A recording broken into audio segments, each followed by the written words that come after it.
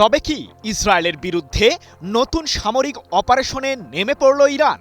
এরই মাঝে ইসরায়েলের প্রধানমন্ত্রী বেনিয়ামিন নেতানিয়াহুর দরবারে বিরাজ করছে চরম উৎকণ্ঠা। তাহলে কি ইহুদিবাদী শাসককেই এবার টার্গেট করেছে তেহরান? ইসরায়েলের গুরুত্বপূর্ণ সামরিক ঘাঁটিগুলোকে লক্ষ্য করে দফায় দফায় ক্ষেপণাস্ত্র হামলা চালিয়েছে ইরানের সর্বোচ্চ প্রতিরক্ষা বাহিনী IRGC। এর আগে সাম্প্রতিক ৩৯ দিনের যুদ্ধে ইরানের সাবেক সর্বোচ্চ ধর্মীয় নেতা আয়াতুল্লাহ আলী খামেনিকে হত্যা করে যুক্তরাষ্ট্র ও ইসরায়েল। তবে কি সেই হত্যার প্রতিশোধ নিতেই অপারেশন নাসর পরিচালনার ঘোষণা দিল তেহরান? প্রশ্ন হলো, ইসরায়েলের বিরুদ্ধে নতুন এই যুদ্ধে কোন অস্ত্র ব্যবহার করল ইরান?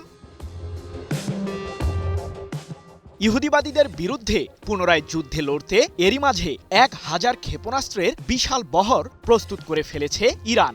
সম্প্রতি আন্তর্জাতিক সংবাদ মাধ্যমগুলো জানিয়েছে, যুক্তরাষ্ট্র ইসরায়েলের বিরুদ্ধে ৩৯ দিনের যুদ্ধের পর নিজেদের ১৮টি মিসাইল ঘাঁটিকে পুনরায় সক্রিয় করেছে ইরান। তাহলে কি এই ঘাঁটিগুলো থেকেই ইহুদিবাদী দেশটির বিরুদ্ধে গর্জন দেখালো IRGC? লেবাননের বিরুদ্ধে আগ্রাসনে জড়িয়ে বেশ ভুল করে ফেলেছে ইসরায়েল, যার মাসুল এখন টের পাচ্ছে নেতানিয়াহু সরকার। ৭ জুন থেকে আবারও তুমুল যুদ্ধে জড়িয়েছে ইরান ও ইসরায়েল, যার মাধ্যমে টানা ১ মাসেরও বেশি সময় পর পুনরায় মুখোমুখি হল ইরান এবং ইসরায়েলের সামরিক বাহিনী।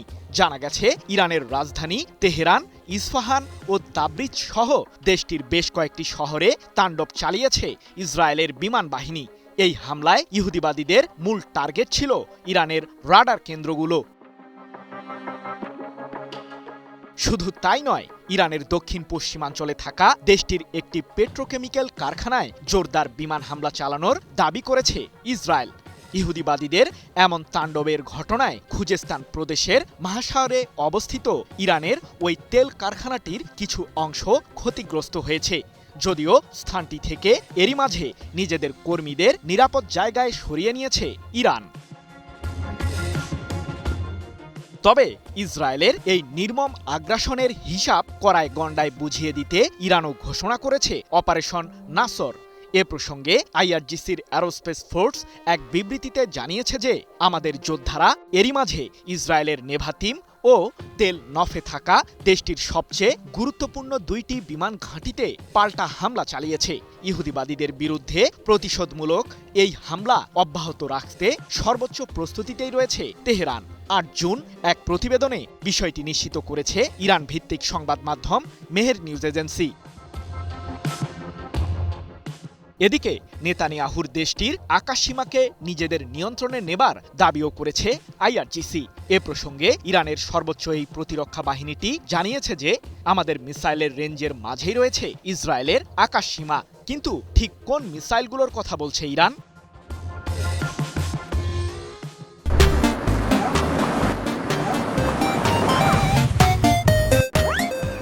সাম্প্রতিক সময়ে বেশ কিছু শক্তিশালী ব্যালিস্টিক মিসাইল উন্মোচন করেছে ইরানের সর্বোচ্চ প্রতিরক্ষা বাহিনী IRGC, যার মাঝে রয়েছে খোররাম শাহর 4 মডেলের ক্ষেপণাস্ত্রটিও।